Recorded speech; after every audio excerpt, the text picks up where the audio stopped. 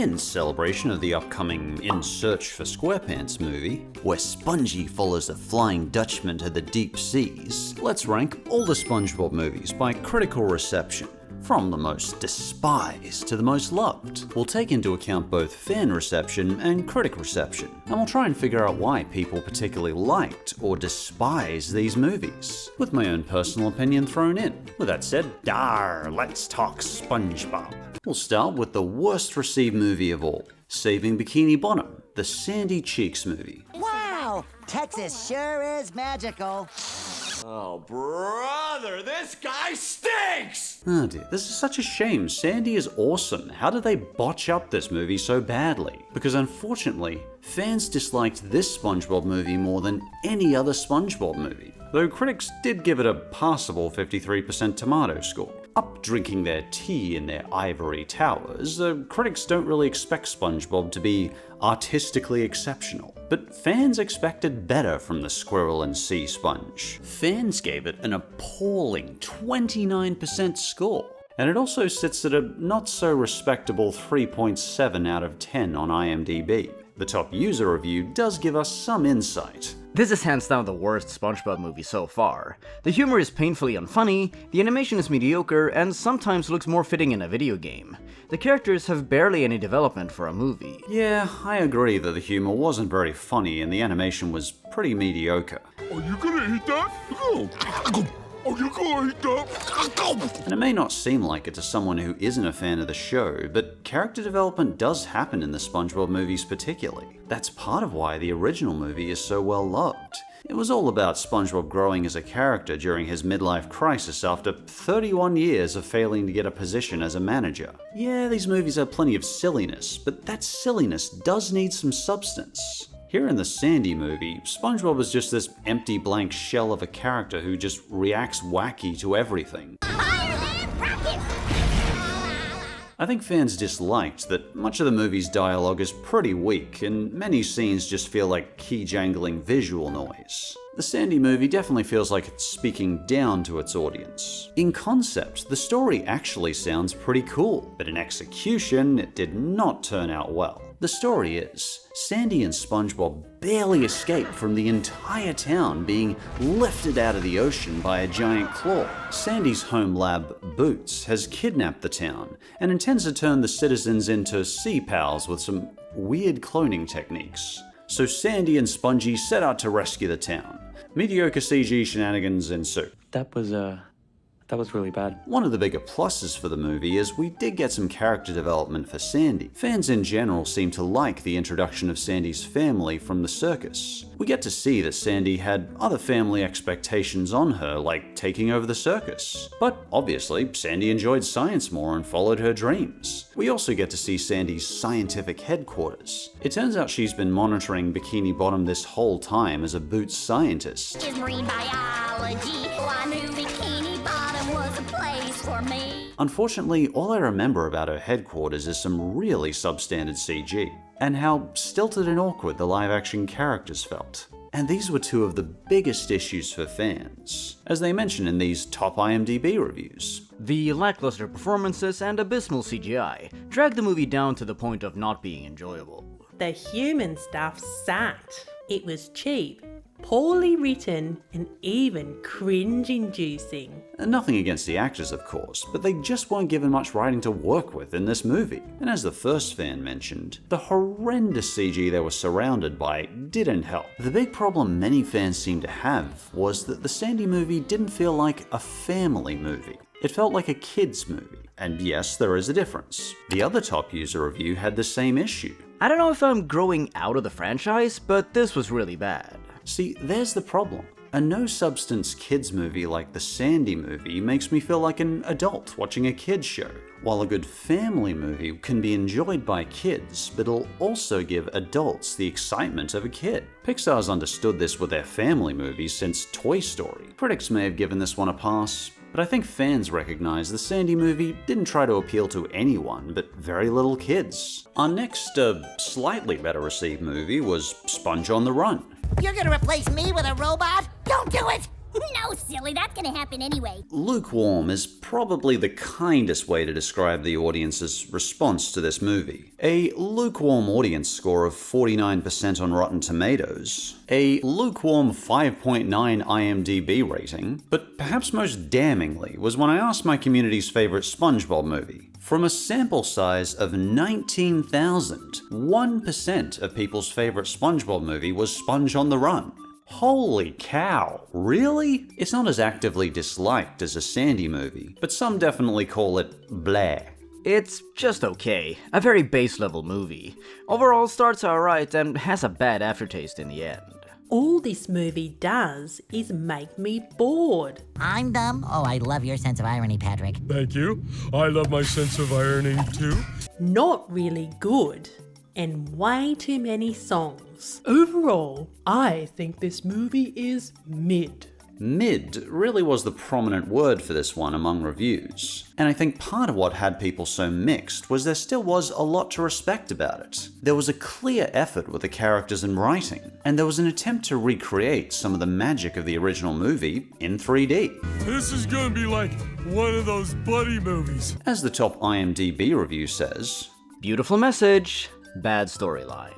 and I would agree the core message is beautiful. The core message is about how SpongeBob has changed the lives of his friends through his kindness, charisma, and positivity, and a common but important message about not obsessing about your appearance. The story is a bit of a rehash of the original, but maybe that was intentional. That story being, Gary is kidnapped by King Poseidon. Not King Neptune, King Poseidon. Totally different. So SpongeBob and Patrick have to go to Atlantic City to get him back. Would you mind if I put this down, sir? Place it wherever you like. Just put it on L. Similarly, in the original movie, we had SpongeBob and Patrick getting back the crown for King Neptune from Shell City. And if you've seen the Season 4 episode, Have You Seen This Snail?, you'll probably get some deja vu from this story. Do people still use the word deja vu nowadays? It doesn't matter. Anyway. I discovered Reddit has this large subreddit called Why Do People Hate Sponge on the Run? While I certainly didn't hate it myself, many people did take issue with the rehashed story, and a certain annoying shoehorned cameo promotion we'll get to. And multiple users called the movie mid. There's that pervading word again.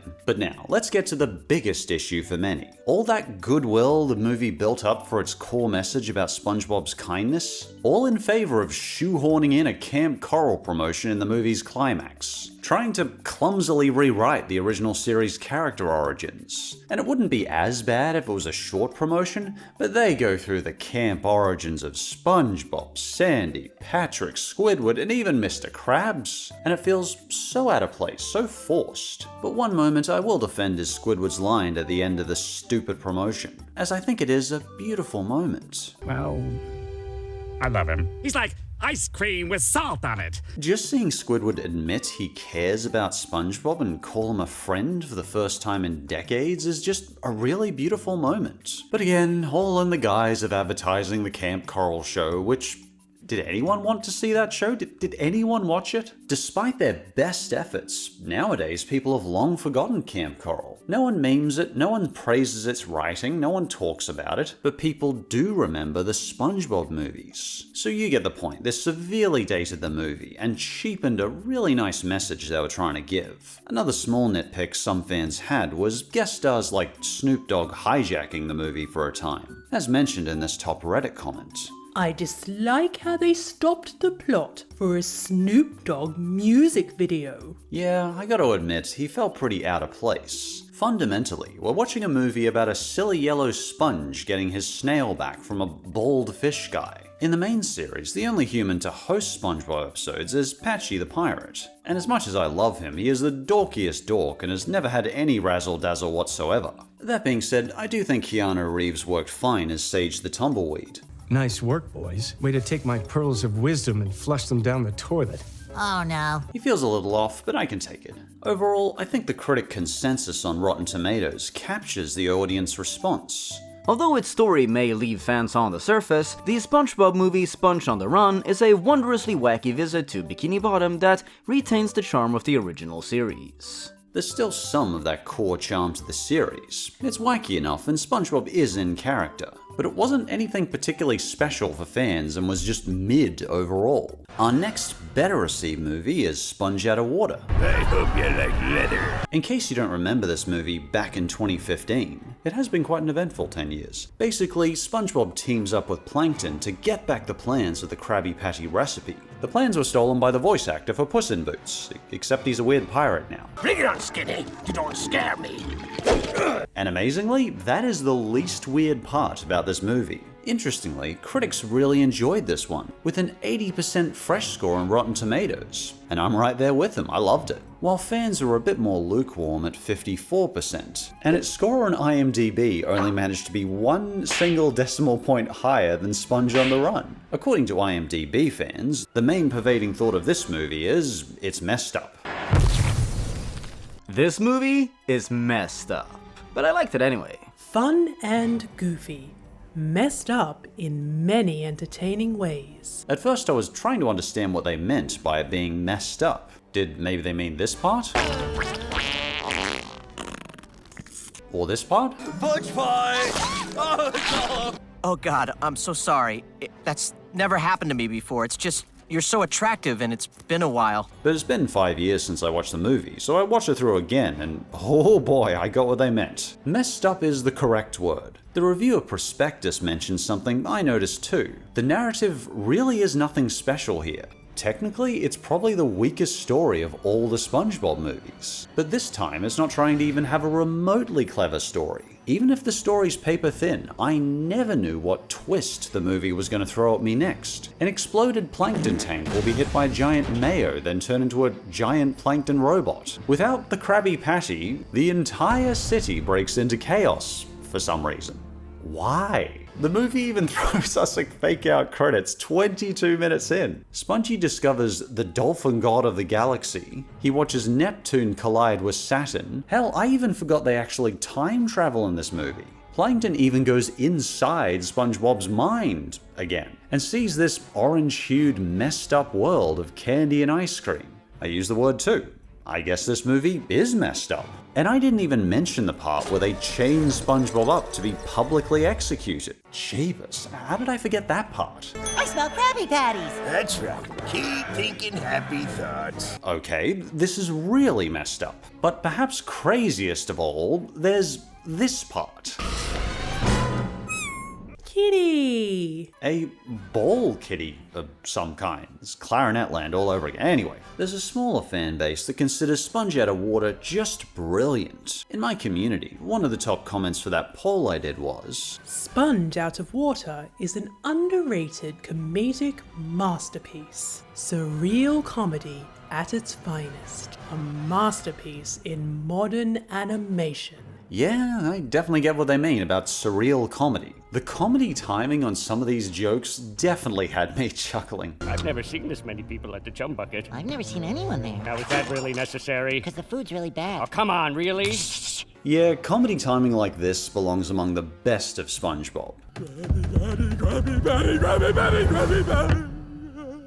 I can safely say I was left a lot more entertained by this movie than I was by Sponge on the Run. Definitely more laughs. Though some have commented they think the movie falls off a bit in its second half, particularly when they go 3D. But at least for the first half, Sponge Out of Water is all about the jokes, the craziness, and the laughs. I definitely get why people call it messed up, and I also get why some consider it an underrated comedic masterpiece. Hot take from me, in terms of writing and direction, I personally think this is technically the best SpongeBob movie. It doesn't take its story too seriously. I like the simple story, I like the build-up, I like the characters, and it made me laugh more than any of the other movies. And most of the time, that's what I'm looking for in modern SpongeBob. Unpredictability and laughs. A chaos, but a controlled, well-written chaos. Well, yeah, looks like they're gonna have to change the name of Bikini Bottom to Dirty Bottom. Also, Spongy and Plankton are a winning team-up since they're such polar opposites. They're the unlikely duo of this movie, and it's not the last time we'll see them team up together in a movie. On a side note, when this movie released in 2015, did you notice the marketing really played up the final CG element of the movie and just tried to completely ignore the 2D side? Around 60% of this movie is 2D animation, which I love. But I guess the general movie audience doesn't. There must be like a giant memo in animation marketing that says, CG sells better than 2D animation. Because rarely anyone in the West dares to put 2D animation on a movie poster nowadays. Like, the only exception I can think of is Bob's Burgers. I guess it was either show the 3D superhero Sponge on the poster, or show him chained up with Squidward as his axe-wielding executioner. Yeah, okay, maybe 3D's fine for the poster. My nitpicks aside, this movie does have something that the Sandy movie simply lacks, as Prospectus pointed out in their review. The kids, and kids at heart, will definitely love it. This movie does what a well-written family movie is meant to. It delights kids and gives the adults the delight of a kid. Our next better received SpongeBob movie was the Karen Plankton movie. You've got 3 heads? Yeah, I know technically it's just titled Plankton the Movie, but I find it annoying that a movie equally as much about Karen doesn't have her name in the title as well. So in my video, it's the Karen Plankton movie. Assistant? I thought we were partners in crime. Anyway, it's close, but I'm gonna say the Karen Plankton movie's critical reception beats Sponge Out of Water. Because for the first time ever, critics and fans were actually on the same page. On Rotten Tomatoes, it got 71% from critics and 70% from viewers. That's a rare moment of our two eternally warring factions coming together. When we look at the fan reviews, most fans weren't exactly delighted by it, but in general, both critics and fans agreed it was pretty good. In case you need a refresher on the story, Karen gets rightfully fed up with Plankton, boots him out and decides to take over the world without him. And she's really good at it, quickly becoming an unstoppable 3-headed super robot. People of Bikini Bottom, if you do not wish to be harmed, abandon all homes,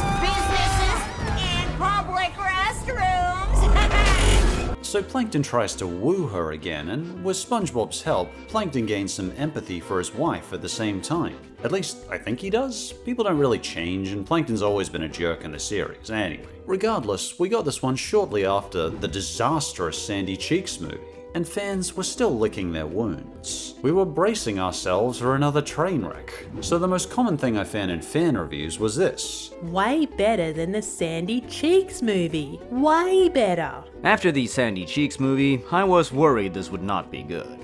I noticed a couple of fans mention they felt classic SpongeBob or old SpongeBob vibes as well, and I definitely get that too. The movie keeps things simple, and the humor is in the spirit of early SpongeBob seasons. It's charmingly meta, and the jokes had me grinning within a minute. I wasn't necessarily laughing as much as Sponge Out of Water, but it was good. There's also a lot of little details in this movie that I enjoyed. Like, it's nice to see the Gal Pals get a movie they're featured in. This group was actually inspired by the real-life friendship between the 4 female voice actors in the show. How charming is that? I love it. Gal Pals to the movie! And I was just delighted to see that insightful SpongeBob we saw in the earlier seasons returning full force. Junior Psychiatrist Kit. I can psychoanalyze you! I studied psychology at university, and it's really nice to see Spongy learning psychology as well. His junior psychiatrist kid is obviously played up as silly, and he's really playing up the Sigmund Freud shtick. Plankton set was wunderbar! But it's also cool to see Spongy playing the mediator, and even calling out how messed up Mr. Krabs can be. I've been reading this super psychiatrist comic book, and it says boundaries are very important. Unlike the Sandy movie, Spongy's not just a cackling lackey with no agency here. He helps Plankton with his psychological insights and helps him uncover his feelings for Karen. But I did have a big issue with this movie that got in my way of me enjoying it quite a bit. I actually don't like Plankton as a main character. Are you even listening to me? Of course I'm listening. I'd love some coffee. 5 creams, 9 sugars. Similar to what Jared mentions here. Plankton got on my nerves a lot. The movie does a bad job at getting me to side with him. Instead, I was semi on Karen's side. The guy is so oblivious and delusional with his actions that I wanted to stomp on him. About 4 years ago, I also mentioned this issue with Plankton in my worst and best Plankton episodes video. I just don't find the guy very interesting because, like Krabs, Plankton is mostly just selfish and awful to everyone around him. particularly his wife Karen. You've made a new Karen? I built this ultimate Karen to destroy the old Karen and get that secret formula. Also, I never fully forgave him in the first SpongeBob movie for enslaving all of Bikini Bottom and trying to kill SpongeBob. For me, a character can't really come back from that as a hero of the movie. I mean, maybe if they're really apologetic, but not here. All that aside, like the fan reviews, the critic reviews were generally positive. But one of my favorite reviews was actually from Jennifer on Common Sense Media. She was trying to describe whether this movie is good for a younger audience. Plankton the movie is all about showing others empathy and learning to say sorry. But the evil robot could overwhelm your youngest and annoy the older audiences. Even on Common Sense Media, both parties were on the same page, as both kids and adults gave this movie 4 stars. Me, I liked it, and I think I'd give it an above average 3 stars. Not because of a failing in writing, and not because this movie isn't capturing some of the classic SpongeBob charm, and not because this movie doesn't have character insights, but because I think Plankton's a one-note jerk, and I think he's a kinda boring character. This movie's only such high quality because all the characters around him are so much more interesting than him. I would have gladly taken a movie about gal pals instead. Why Plankton? Ugh. Give me Mrs. Puffs, she's way better. Ugh, the gal pals. That figures. And finally, we have the original SpongeBob movie. Let's go get that crown.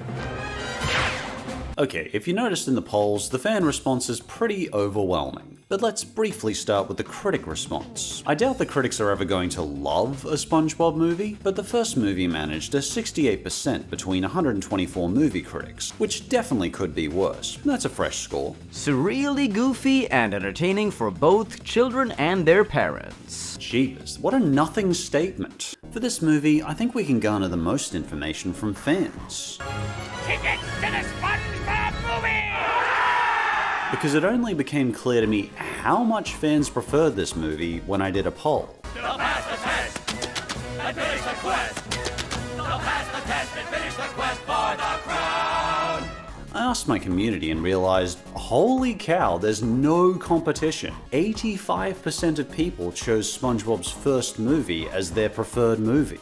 That's insanely significant. So what's going on here? At first I thought maybe it's a nostalgia thing, but upon rewatching the movie, I realized there was more to it. Yeah, Sponge Out of Water made me laugh more, but none of the other 4 SpongeBob movies had me more invested than this one.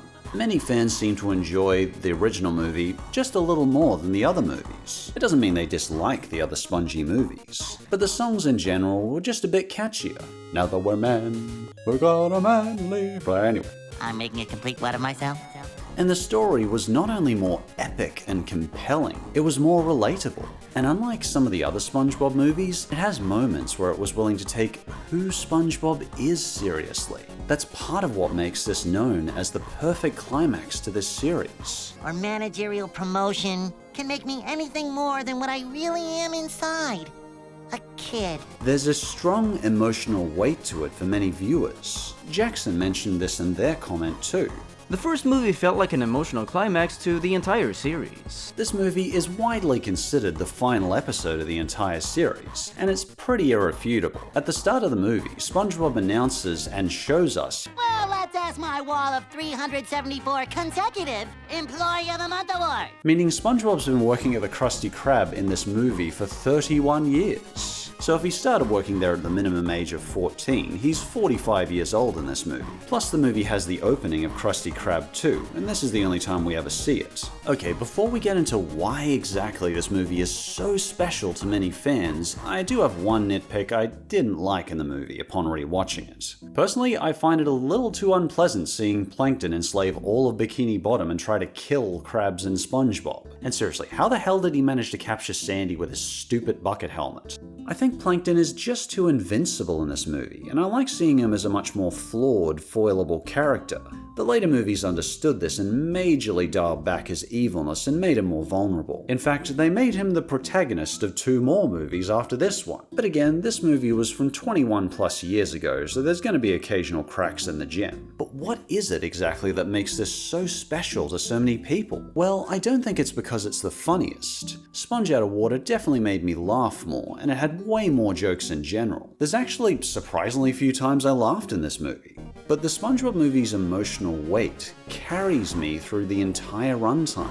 In fact, it has probably the most intense moment in the entire series. We literally see SpongeBob die and be resurrected.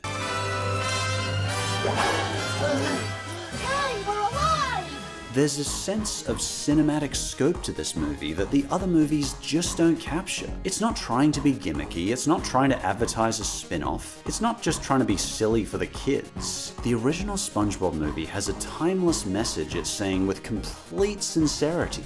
If you're not hurting anyone, it's perfectly okay for you to always be who you really are.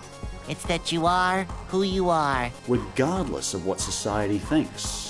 And that message has gotten even more powerful the older I've gotten. It's the one SpongeBob movie that feels like it has a deeply important reason to exist, and it's speaking its message directly to both the kids and adults. To quote one of the top comments on my review of this movie with Critic, "Never feel like you're too old to keep doing what you love to do." And it's astounding this movie has held up so well, because this movie was made over 21 years ago, yet it's still just as gripping. Audiences on CinemaScore gave the film an average of B+. To me, it's an A- movie. A couple of flaws, a little slow-paced at moments, but the message, cinematic scope, and gravitas is too epic and timeless to not consider it the best SpongeBob movie. Yeah, to most critics out there, it was nothing special, but for me, I totally get why my community voted this 85%. In my poll, I think the comment from K-Toon really said it well. The first one is just such a good story about how you should still embrace your inner child once in a while, and that just because you like more childish things doesn't mean you can't be responsible and a hard worker. I get you on this, and I think this movie absolutely earns its spot as the highest ranked SpongeBob movie by fans. Whatever it is, can't it wait until we get to work? There's no shower at work. And how would you rank Spongie's movies? Do you agree with the fans and critics on their scores? Personally, this is how I would probably order them from my least favorite to favorite. But feel free to leave your own rankings or thoughts on these movies in the comments. Thanks for watching, and hope to see you next time. And thanks to my remaining patrons and members for keeping me going this month. And an extra thank you to these members in the patron shoutout tier. These patrons include Anna Jones, or Stismic, Angel Angeline, 3 Cat Day, The Furry of Fury, Cookie Monster, Shockwave FPS Studios, Miss Arceus, Joseph Bowers, Jordan McCann, Chandler Amethyst, Megan Bruns, The Hug Wizard, Rayan Graves, Saturn Yoshi, William Johnson, Dassin, IndieCore 2, Joe Ferry, Mewtwo Shadow FNAF Girl, and Checkard Omega. I got a bunch of really good patron questions for this video, but the one I just had to answer first is from my good friend Robin from Anime America. Robin asks, what do you think of K-pop Demon Hunter? This Netflix show has sure taken the world by storm, hasn't it? When I saw the first music action scene, I definitely got why. The visuals on these music scenes are just phenomenal, and the kind of thing I'd love to see in an IMAX movie theater. At first, the story felt like a straightforward anime premise with demon hunters, but then the hidden message hits you and damn, it's intense and raw when I realized it. It's a beautiful message, but it doesn't pull any punches in the self-hate. It's harshly honest, extremely relevant, and it hit me hard. On a purely superficial scale, the show really has a sense of style, and the animation reminded me of the style from Disney's Turning Red. The colorful animation and music alone make it a spectacular watch on Netflix. But yeah, the allegory is not subtle, and it took my breath away the more it unfolded. Holy cow, I really should review this show in full. Thanks for the question, Robin. I'll answer some more patron questions next time.